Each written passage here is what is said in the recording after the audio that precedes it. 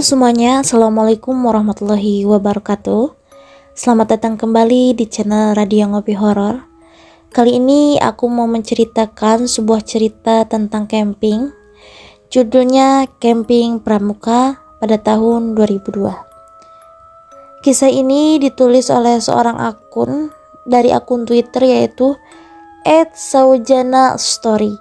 Bagi kalian yang ingin membaca langsung ceritanya, silakan langsung klik nama akun tersebut yaitu @saujana_story. Nah, untuk kalian yang suka dengan cerita-cerita horor, jangan lupa untuk klik subscribe dan jangan lupa juga untuk bunyikan tombol loncengnya supaya kalian tidak ketinggalan dengan cerita-cerita selanjutnya. Bagaimana ceritanya dan ini kisahnya. Selamat mendengarkan. Malam ini saya akan menceritakan tentang pengalaman camping ketika masih sekolah. Saat itu saya masih duduk di bangku SMP kelas 2. Cerita ini sebelumnya sudah diceritakan di YouTube-nya @podmalamkliwon. Baik, selanjutnya pada tahun 2002, ketika itu saya masih bersekolah di salah satu SMP favorit yaitu di Sanaksara. Pada waktu itu saya mengikuti ekstrakurikuler pramuka yang sebagian anggotanya sedang melakukan persiapan untuk Jambore Internasional di Thailand. Jadi sebagai salah satu persiapan, para pembina mengadakan acara camping di area Pantai Samboja. Kami berangkat menggunakan kapal pukul 6 pagi di hari Jumat menyusuri Sungai Mahakam. Sebenarnya kami bisa saja menggunakan transportasi darat, hanya saja kurang berkesan.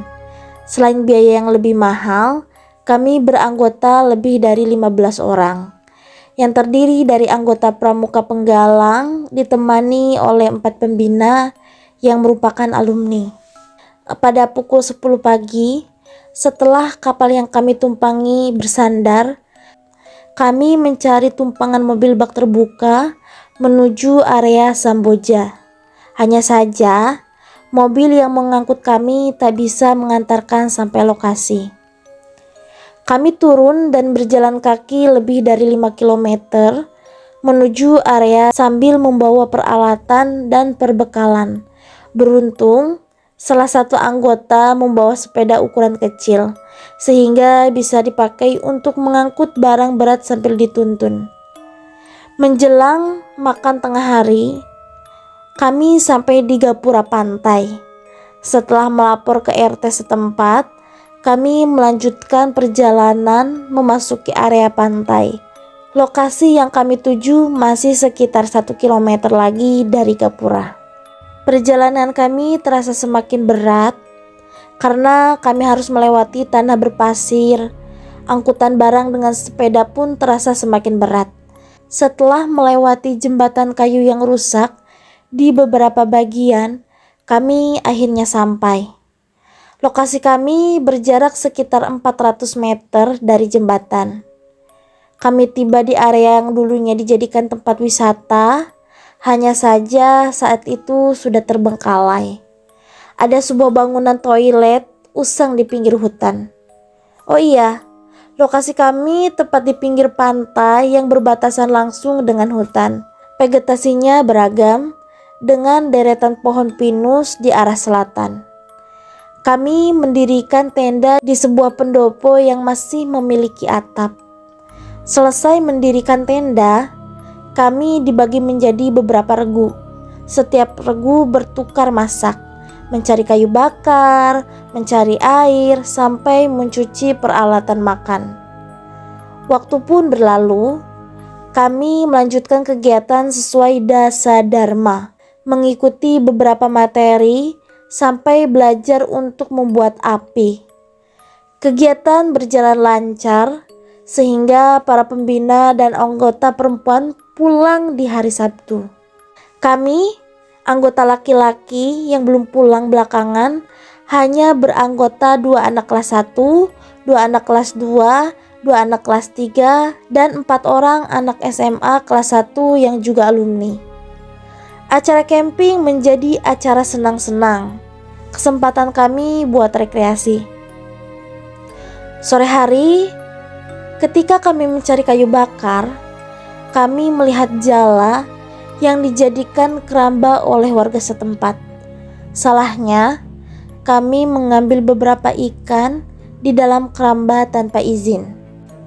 Padahal kami sudah diberitahu jika kami tidak boleh membakar atau masak apapun yang aromanya menyengat, baik itu membakar terasi sampai membakar ikan. Takutnya akan mengundang binatang buas apapun itu. Karena masih remaja dan cenderung sering melakukan hal bodoh, kami justru membakar ikan yang kami ambil tanpa izin ketika senja.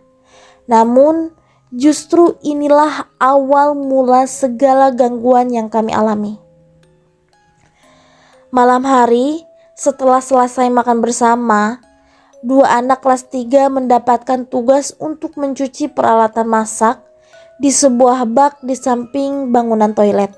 Letaknya di antara toilet dan jalan setapak menuju mata air di tengah hutan. Sebelumnya kami memang diberitahu untuk tidak mengarahkan senter sembarangan. Cukup arahkan ke tempat tujuan.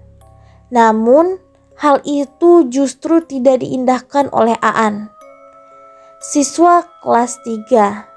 Sambil menyenter rekannya yang sedang berjongkok, sambil menyuci peralatan makan, ia justru mengarahkan senter ke sembarang tempat, hingga tak sengaja ia menyorot bahu kanannya.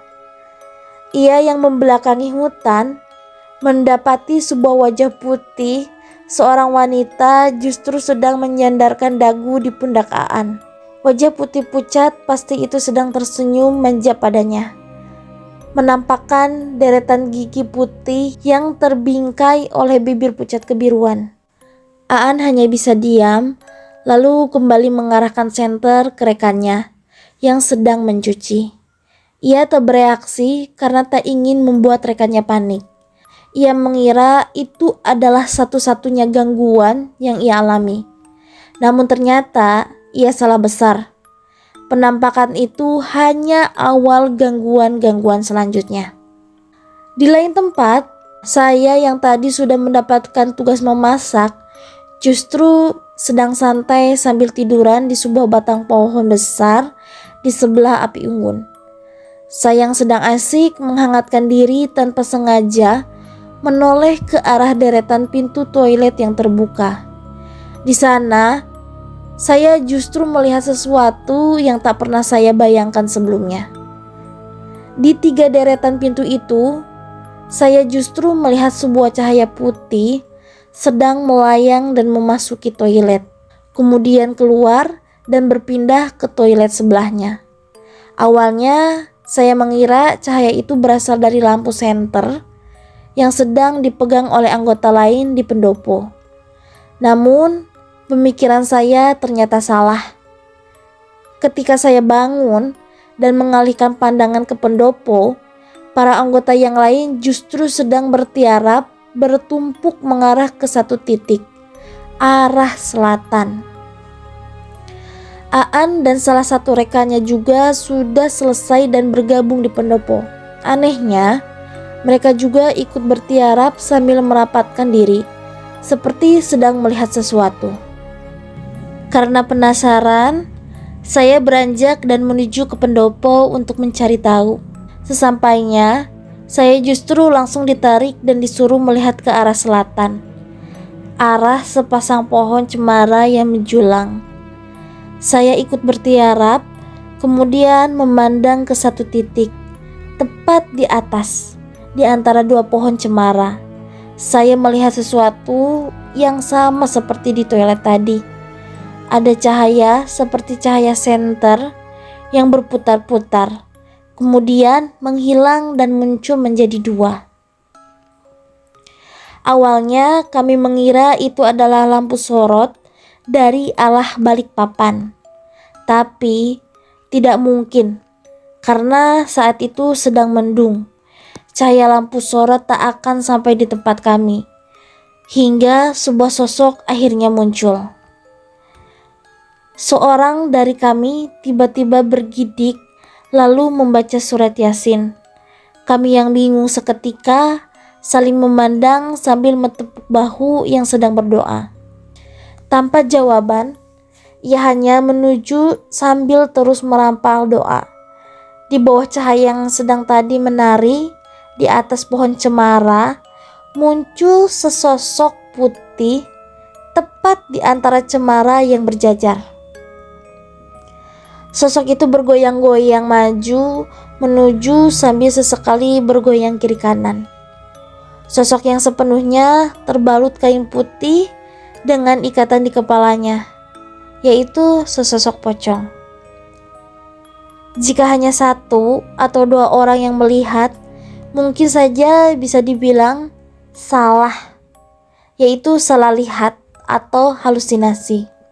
Namun kami semua 10 remaja bodoh justru melihat semua dari kami. Sejenak kami merasa sedang diteror.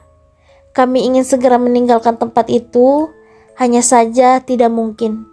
Karena kami harus menempuh 1 kilometer sebelum mencapai gapura.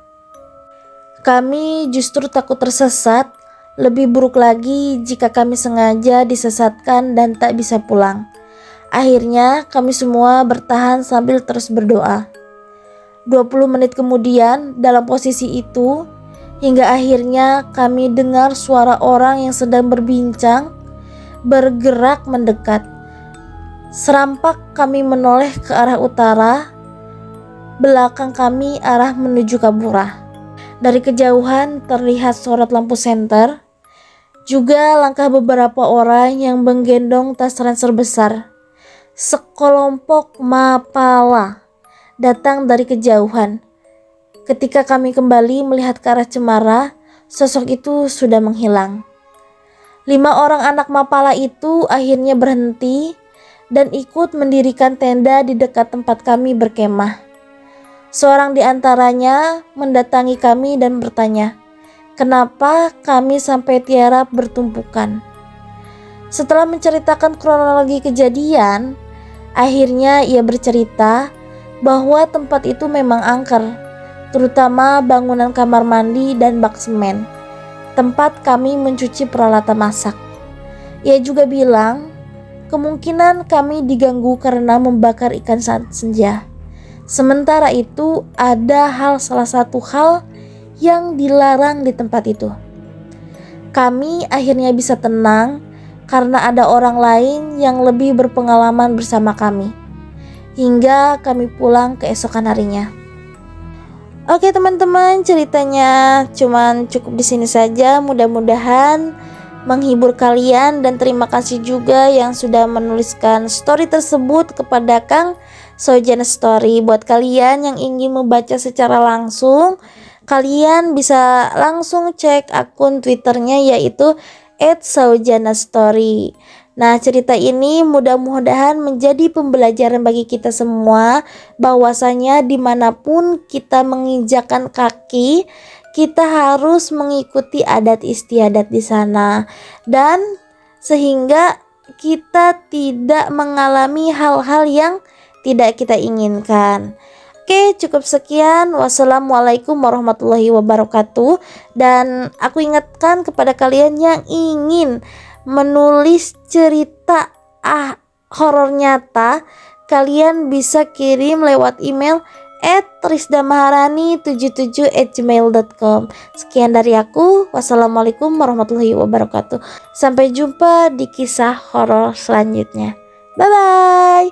Jangan lupa juga untuk subscribe, like, dan bunyikan tombol loncengnya.